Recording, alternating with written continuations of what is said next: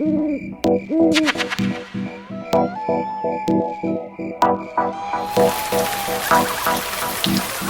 off your spot, go find another one. But I'm going to get invite. You guys are nervous to stand on my black rubber spots for some reason. Go ahead and stand on them. It's okay.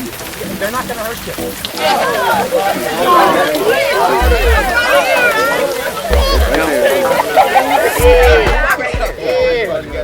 The intro was put on to kind of bring the whole group together. I think, you know, when you first begin a school year, you want kids to be able to see each other, and standing in a circle and out in nature in an unfamiliar environment allows them to kind of focus on, okay, we're here, this is our group.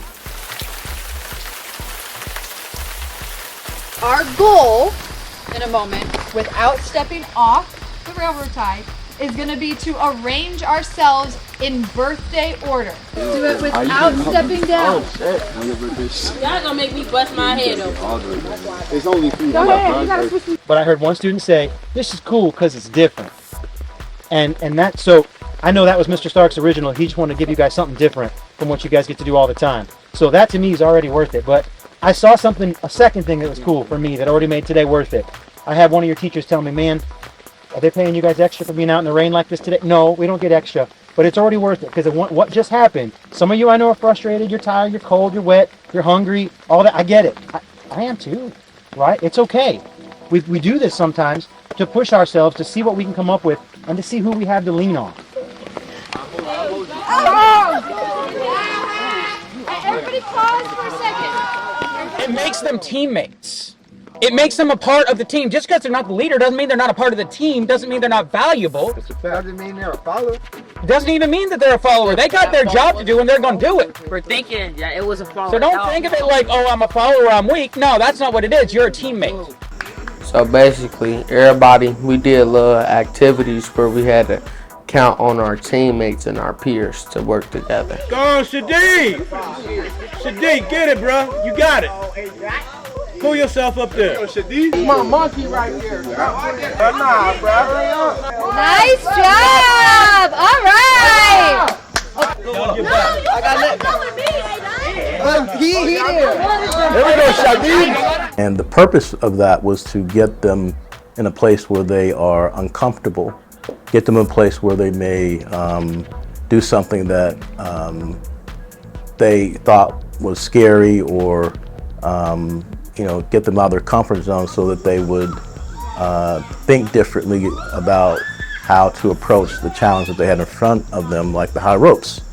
Yeah, I was the first girl to make it to the top, all the way to the top. It was fun, and then it was fun watching them go up there, and they wanted to stop doing that too, but it's encouraging.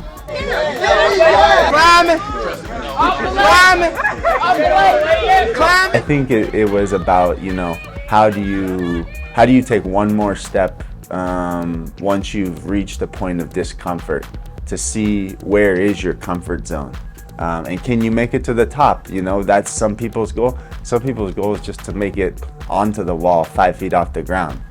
Put your harness on and trust that your team has your back as they belay you, so that if you were to fall, you're safe.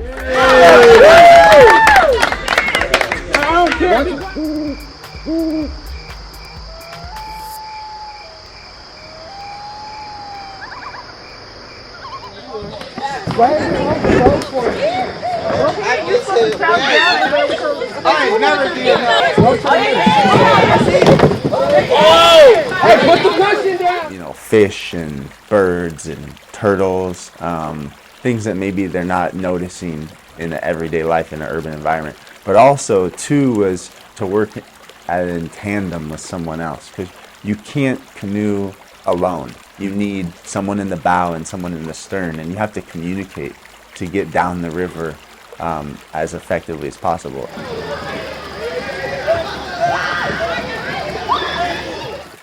There's something enjoyable and that feeds the soul when you're on water. I always think of water as such a healing agent. It's fluid. It just allows you to be. It's the essence of life, and you see a lot of vegetation. You see wildlife, and you're there with it. And I think for them, that's like removal from maybe some of the stressors that they go through in this like urban jungle, you know, with concrete everywhere.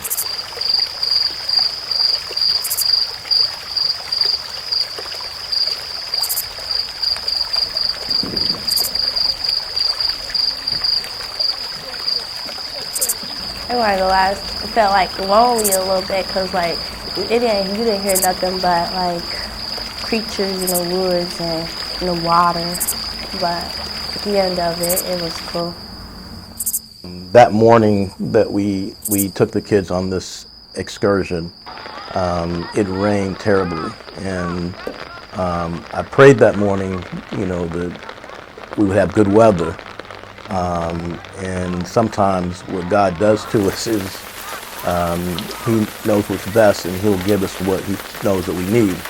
And it happened to be that we needed the rain, because what I saw from the kids was something that was incredible, and I saw resilience. I saw the kids, they truly showed that they are a lot stronger, and they can bounce back from much. And I think that comes from the environment they live in.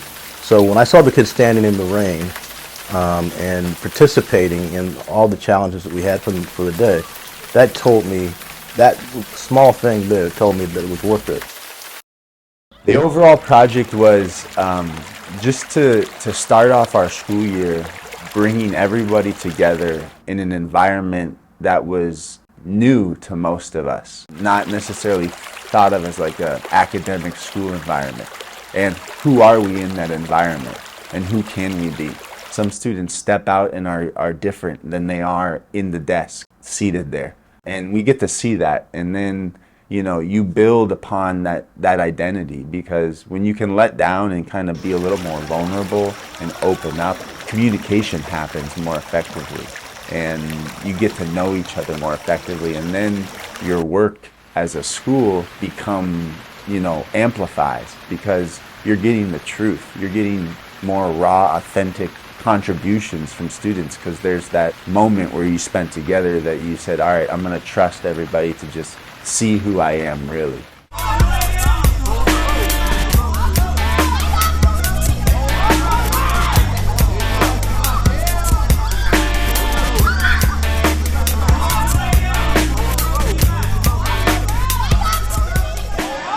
Go after your fear, and if you don't succeed, at least try.